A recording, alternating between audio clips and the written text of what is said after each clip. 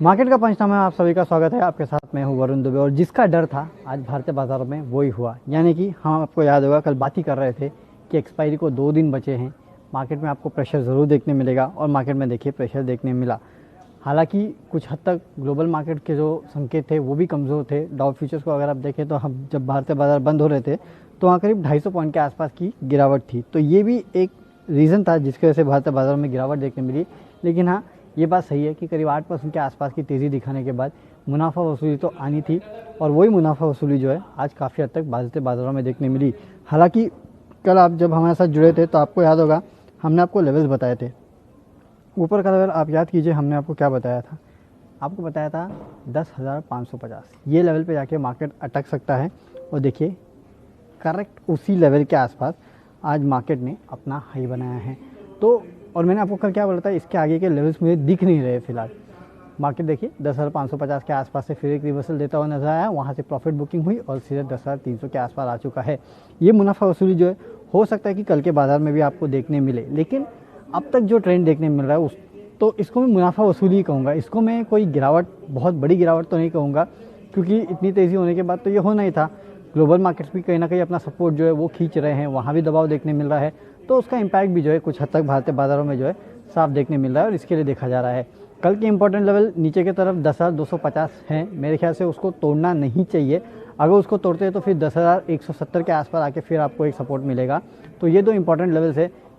10,250 अगर टूटता भी है तो मेरे ख्याल से 10,170 तो कम से कम नहीं टूटना चाहिए। अगर वो भी टूटता है तो फिर 10,100 के लेवल पे आपको देखने मिल सकते हैं। हालांकि कल एक्सपायरी है, इसके लिए शायद आपको मुनाफा वसूली और देखने मिल सकती है, तो तैयार रहिए। और जैसे कि हमने कल भी आपको कहा था, स्टॉप लॉस जो है अपने उसको ज़रूर रखिएगा, क्योंकि इस तरह का मूवमेंट जब मार्केट में देखा जाता है ना तो गिरावट ज़्यादा आती है, तो एक प्रॉब्लम है। ठीक है, मुनाफा वसूली वाला एक दिन था, कल एक्सपायरी है, एक्सपायरी के पहले मुनाफा वसूली थी, याद रखना। कल भी आपको काफ़ी इंपॉर्टेंट स्टॉप लॉस जो है वो रखना है। उसके बाद अगर फ्राइडे को फिर मार्केट चलते हैं तो शायद फिर से वो ट्रेंड जो है आपको आगे लेके जाएगा और फिर 10,550 के आसपास आप जा सकते हैं। लेवल्स याद रखिए और ऐसे ही ट्रेड कीजिएगा। फंडामेंटल कुछ नहीं बदला है, जो भी है लिक्विडिटी की वजह से चल रहे हैं। स्वप्निल ओसवाल, भेल पे शॉर्ट टर्म के लिए व्यू। देखिए स्वप्निल जी, फंडामेंटली मुझे भेल कोई ज़्यादा पसंद नहीं है। मैं आपको हमेशा इस प्लेटफॉर्म पे बोलता हूँ, अगर मैं इस स्पेस में रहना चाहता हूँ तो कोई और पावर कंपनी ले लूँगा या कैपिटल गुड स्पेस में कोई और LNT या ABB जीमेल्स जैसे काउंटर पे पैसा लगाऊंगा। हालांकि भेल एक मोमेंटम प्ले बन चुका है, नो डाउट। पिछले कुछ दिनों में 30-40% चल चुका है, तो आप ट्रेड करना चाहते हैं तो इसको ट्रेड कीजिएगा। ऊपर 10% के आसपास का स्टॉप टारगेट बना लीजिएगा और नीचे 5% के आसपास का स्टॉप लॉस रखिएगा और उसको ट्रेल करते जाइएगा और ऐसे ट्रेल करके चल सकते हैं। लेकिन याद रखिए, अगर मार्केट में मुनाफा वसूली आ रही है तो उन स्टॉक्स की बहुत पिटाई होने वाली है जिन स्टॉक्स में तेज़ी देखने मिली थी, और भेल उसमें से एक है। तो हो सकता है इस काउंटर में गिरावट आए। हालांकि खबरें इसको सपोर्ट करते जा रही है, अगर सपोर्ट करते गई तो आपको हो सकता है कुछ दिनों में 45-50 के आसपास के भी लेवल देखने मिल सकते हैं। बट फंडामेंटली मेरा कन्विक्शन नहीं है इस काउंटर में। इसके लिए मैं शायद आपको लॉन्ग टर्म के लिए खरीदारी की सलाह नहीं दूंगा। अगर ट्रेड करना चाहते हैं तो 10% का टारगेट, 5% की स्टॉप लॉस शायद आप इस काउंटर को ट्रेड कीजिएगा। और जैसे मैं कह रहा हूँ कि इन काउंटर्स में काफ़ी दिक्कत हो सकती है, तो स्टॉप लॉस ज़रूर रखिएगा। चलिए अगला सवाल एशियन पेंट्स, सुजीत कुमार पूछ रहे हैं 1800 पे लिए हैं 100 यूनिट, होल्ड और सेल। 1800 पे लिए, मेरे ख्याल से आज ये काउंटर इसी लेवल के आसपास तो था सर जी। एक स्टॉप लॉस के साथ आपको इस काउंटर पे ट्रेड करना चाहिए। अब देखिए, कंपनी के मार्जिन काफ़ी अच्छे थे, अनुमान से काफ़ी बेहतर मार्जिन इस कंपनी ने डिलीवर किए, no doubt, very good. Company ने अपने प्रेस रिलीज में कहा है कि स्टार्टिंग के 2 मंथ जो थे उसमें वॉल्यूम ग्रोथ डबल डिजिट की थी, बहुत अच्छा। लेकिन मुझे एक बात, जितनी भी कंपनी थे, नो डाउट एशियन पेंट्स, मतलब जितनी भी कंपनी थे उनका मुझे एक बात समझ में नहीं आता यार, 12-15 दिन में आपका ऐसा कौन सा बड़ा नुकसान हुआ जो आपके क्वार्टरली रिजल्ट इतने डगमगा गए। और अगर वो 12-15 दिन में इतना बड़ा नुकसान झेला है आपने, तो ये जो 1-1.5 महीने का लॉकडाउन हुआ है फर्स्ट क्वार्टर में, इसके बाद आपके नतीजे कितने खराब आएंगे। तो नतीजे तो कंपनी के आगे खराब आने वाले, ये तो पक्का है। कंपनी ने आज कहा है कि क्योंकि कच्चे तेल के दाम घट रहे हैं, इसके लिए शायद मार्जिन्स को वो इंटैक्ट रख पाए।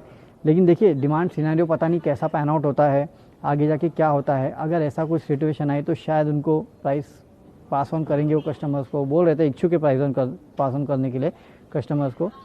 और कहीं ना कहीं मैनेजमेंट का ये भी कहना है कि डिमांड जो है वो भी काफ़ी अच्छी देखने मिल रही है, लेकिन क्योंकि 1800 के लेवल के आसपास है तो ज़्यादा हेडरूम बचता नहीं अब तेज़ी के लिए इस काउंटर में। मैं आज रिपोर्ट पढ़ रहा था तो गोल्डमैन और यूबीएस की 2 रिपोर्ट्स थी, एक 1000 रुपये का टारगेट दे रहा था, एक 2000 का टारगेट दे रहा था। सोचिए कितना वेरिएशन है टारगेट्स में। तो मुझे 2000 के ऊपर जाता हुआ काउंटर फिलहाल तो नहीं लगता। हाँ, नो डाउट बहुत अच्छा काउंटर है, आगे शायद आपको तेज़ी देखने में मिलेगी, लेकिन अभी नहीं लगता मुझे कि 1900 2000 के पार जाएगा। अगर आपको मुनाफा मिलता है ना सर जी, तो एशियन पेंट से निकल जाइए और फिलहाल दूर रहिए। दूसरे बहुत सारे काउंटर हैं जिनमें आप अपना पैसा जो है वो लगा सकते हैं।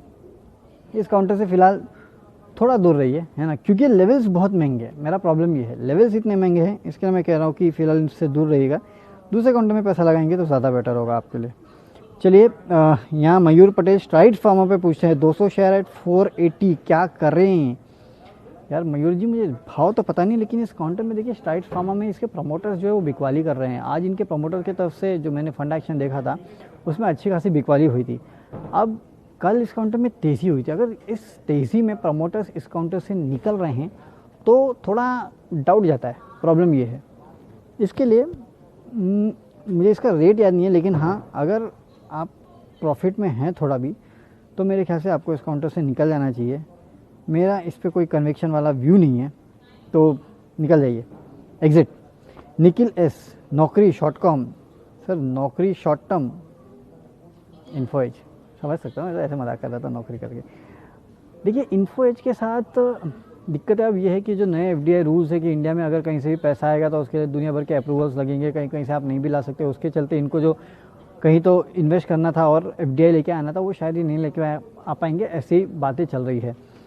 और इस काउंटर का जोमेटो में भी अच्छा खासा स्टेक है, तो वो एक प्रॉब्लम इस काउंटर के लिए शायद हैंगओवर जो है अगले कुछ दिनों तक बना रह सकता है, ऐसा मुझे लगता है। फिलहाल ये काउंटर का मैं टेक्निकल कुछ चार्ट देख रहा था तो टेक्निकल चार्ट अच्छा है। यहाँ से 25-50 रुपये के आसपास नीचे के डाउन साइड पे एक अच्छा सपोर्ट इस काउंटर में मिलता है, तो उसको आप एक सपोर्ट लेके एक स्टॉप लॉस रख के इस काउंटर को ट्रेड कर सकते हैं। आज अच्छी खासी गिरावट आ चुकी है, कल भी शायद गिरावट आए इस काउंटर में, नो डाउट हो सकता है।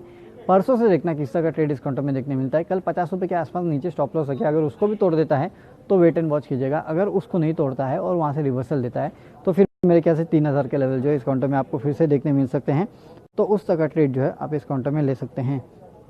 ओके, यहाँ पे एसबीआई कार्ड शाहिद खान पूछ रहे हैं, Shahid ji SBI card buy on every dip, simple, इसके आगे कुछ नहीं। आज गिरा खरीदो, कल गिरा और ख़रीदो, जितना गिरता है उतना ख़रीदो, ये स्टॉक आपको पैसा ज़रूर बना के देगा। ओके, सुशोभन रॉय पूछ रहे हैं इरकॉन और पीएनबी। इरकॉन 93 पे इन्होंने ख़रीदा है और पीएनबी 38.5।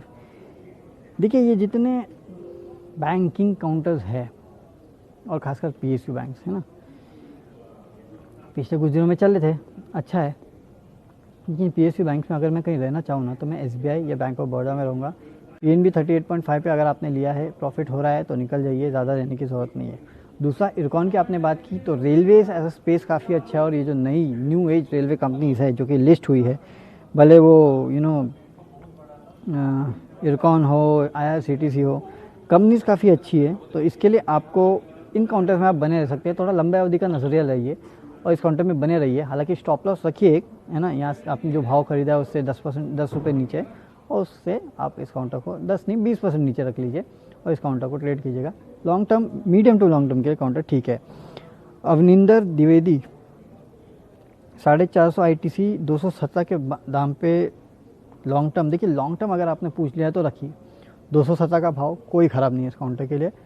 अगले 2 दिन में रिजल्ट्स आने वाले, तो मेरे ख्याल से और क्लैरिटी आ जाएगी कि क्या होने वाला है इस काउंटर के साथ, कैसे रिजल्ट्स देती है, सिगरेट वॉल्यूम्स क्या निकल के आते हैं, कंपनी की कमेंट्री क्या है, आपको पता चलेगा कि भाई कितने जन अब सिगरेट पीने के इच्छुक है और कितने नहीं हैं। क्योंकि सबसे बड़ी बात तो यही है, सबसे बड़ी बात लोग यही कर रहे हैं कि ये जो कोविड हुआ है उसके बाद कितने लोगों की आदत छूट गई होगी सिगरेट पीने की। नो डाउट हो सकता है भाई लोगों की आदत छूट गई हो, और छूट जाए तो ज़्यादा अच्छा है, लेकिन ये कंपनी के लिए ख़राब है। अब पता नहीं डिप्रेशन में आके कितने लोगों ने शुरू कर दी होगी सिगरेट। तो ये सब इफ्स एंड बट्स है, ये तो कंपनी की वजह वॉल्यूम निकल के आएंगे तब आपको पता चलेगा कि एक्चुअली हुआ क्या है इस कंपनी के साथ। तो देखना कंपनी की कमेंट्री क्या निकल के आती है और उसके बेसिस पे हम कॉल लेंगे। लेकिन 207 का रेट कोई ख़राब नहीं है इस काउंटर के लिए, आपने लेके रखा है लीजिए, नो डाउट। अगर ये वापस 150 के आसपास जाता है ना तो मैं तो बोला एवरेजिंग कर लेना, तो आपके शायद भाव जो है और नीचे आ जाएगा, और उसके बाद शायद आपका जो मुनाफा है वो इस कंपनी पे अच्छा बढ़ता हुआ दिखाई देगा इसके लिए। अच्छा, Piyush Chandewar, Adani Green Energy 480,000 share, how to view sir, please बताइए। देखिए, अदानी ग्रीन, अदानी गैस, ये कुछ ऐसे काउंटर्स हैं ना जिन्होंने अच्छा खासा पैसा जो है इन्वेस्टर्स को कमा के दिया है। मेरे ख्याल से अगर आपने इस काउंटर पे पैसा लगाया है तो इस काउंटर में बने रहना चाहिए। इतनी जल्दी इस काउंटर में पैसा निकालने की जल्दी नहीं करना चाहिए। बहुत लोग पूछे, अडानी दत्तात्रेय पाटिल भी पूछे 459 होल्ड या सेल। मेरे ख्याल से आप सबको एक ही बोलना चाहूँगा, अडानी ग्रीन का स्टॉक जो है आपको होल्ड करना चाहिए। 440 पे मनोज अग्रवाल भी पूछ रहे हैं, बेचने की इतनी जल्दी नहीं करना चाहिए। रहिए, बने रहिए इन काउंटर्स में, आगे देखते हैं क्या होता है। फिलहाल के तो होल्ड है। Santosh Acharya, Glenmark is trading at a loss of 80%, I hold 200 share, shall I sell or hold. देखिए सर जी, संतोष जी, परसों ही मैंने बोला था कि जब 30% चल चुका है तो थोड़ी बहुत गिरावट तो इस काउंटर में आएगी। हालांकि कितनी गिरावट आएगी ये कहना काफ़ी मुश्किल था, लेकिन 2 दिन में काफ़ी ज़्यादा गिरावट जो है इस काउंटर ने ऑलरेडी दिखाई है। आपको एक स्टॉप लॉस रखना चाहिए था सबसे पहले तो। अगर आपने नहीं रखा है तो अभी भी देखिए, अगर अब मत बेचिए, रुकिए, कल तो एटलीस्ट रुक जाइए, कल मत बेचना, परसों देखना। परसों अगर इस काउंटर में रिकवरी आती है और उछाल आता है तो कितना उछाल आता है। अगर ज़्यादा उछाल आता है, अच्छा खासा लॉस कम होता है, तो मेरे ख्याल से फिर निकल जाना चाहिए आपको इस काउंटर से। कल मत बेचना, परसों देखेंगे। परसों शायद आपका लॉस जो है वो थोड़ा कम होगा। अब इतना लॉस हो चुका है तो थोड़े दिन रुक जाइए, इतने जल्दी मत करिए बेचने का, वेट एंड वॉच। मेरे ख्याल से इस लेवल पे आपको इतना लॉस है तो मेरे ख्याल से आपको होल्ड करना चाहिए इस काउंटर को। फिलहाल बेचने की जल्दी नहीं करना चाहिए। आरबीएल बैंक, चिंतन नाथानी, आरबीएल बैंक पे देखिए, चिंतन जी, आरबीएल बैंक को अगर आपको ट्रेड करना है तो आप ट्रेड कर सकते हैं। फंडामेंटली नथिंग ग्रेट, बट हाँ, मार्केट में जो रैली चल रही है उसके साथ आप इसको राइड कर सकते हैं, स्टॉप लॉस के साथ इसको ट्रेड कीजिएगा।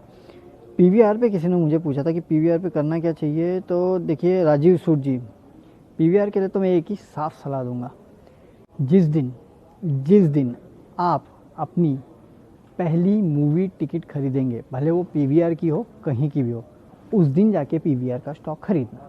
उसके अलावा पीवीआर के बारे में नहीं सोचना है। भले स्टॉक चल रहा है, सब है, ठीक है, ओके, नो डाउट, चलेगा, मिस हो गई रैली, मिस हो गई, कोई फ़र्क नहीं पड़ता। ये सबसे अच्छा चैनल चेक है। जिस दिन खुद की हिम्मत हो जाएगी ना जाके एक टिकट खरीदने की, मूवी देखने की, उस दिन जाके पीवीआर का स्टॉक खरीदना। उसके पहले पीवीआर जैसे स्टॉक्स में कम से कम एटलीस्ट सोचता हूँ कि इन काउंटर से